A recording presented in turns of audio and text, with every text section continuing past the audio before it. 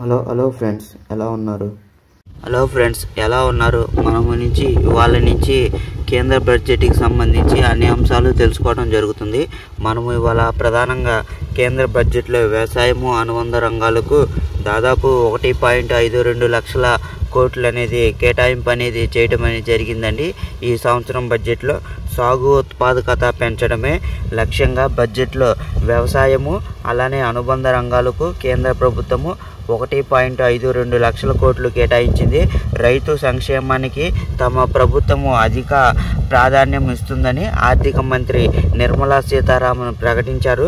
తాము చేపట్టబోయే వివిధ పథకాలు కార్యక్రమాల గురించి బడ్జెట్ ప్రసంగంలో ఆమె ప్రస్తావించారు. ప్రతికూల వాతావరణ పరిస్థితులను తట్టుకొని అధిక దిగుబడినిచ్చే వంగడాల అభివృద్ధికి వ్యవసాయ పరిశోధనలకు ప్రోత్సాహం అనేది ప్రకటించారు.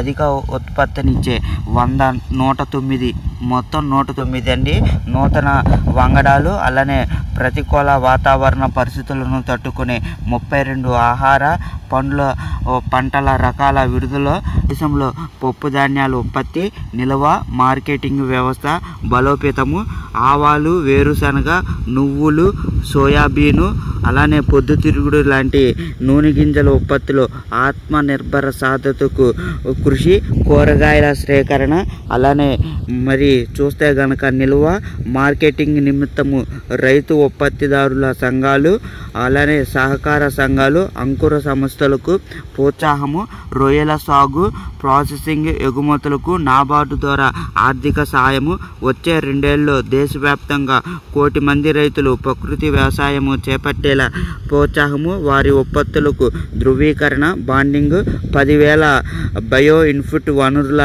కేంద్రాల ఏర్పాటు దేశవ్యాప్తంగా 400 జిల్లాల్లో డిజిటల్ పంటల సర్వే అనేది కూడా ఈ కేంద్ర ప్రభుత్వం అనేది బడ్జెట్లో పేర్కొనడం అనేది జరిగిందండి.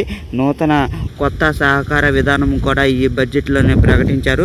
దేశ సమగ్ర అభివృద్ధికి జాతీయ సహకార విధానాన్ని కేంద్రము అమల్లోకి తీసుకురానుంది. గ్రామీణ ఆర్థికము సత్వర అభివృద్ధి ఉద్యోగ అవకాశాల కల్పనకు వేగవంతం చేయడమే ఈ కొత్త విధానం లక్ష్యమని మంత్రి వెల్లడించారు. 5 రాష్ట్రాల్లో జన సమ్మద్ధ ఆధారిత కిసాన్ క్రెడిట్ కార్డులను ప్రవేశపెట్టనున్నట్లు చెప్పారు. రాష్ట్రాల భాగస్వామ్యంతో రైతులు వారి భూములకు 3 ఏళ్ళు డిజిటల్ ప్రజా మౌలిక సదుపాయాలు కల్పించినట్లు కూడా పేర్కొన్నారండి.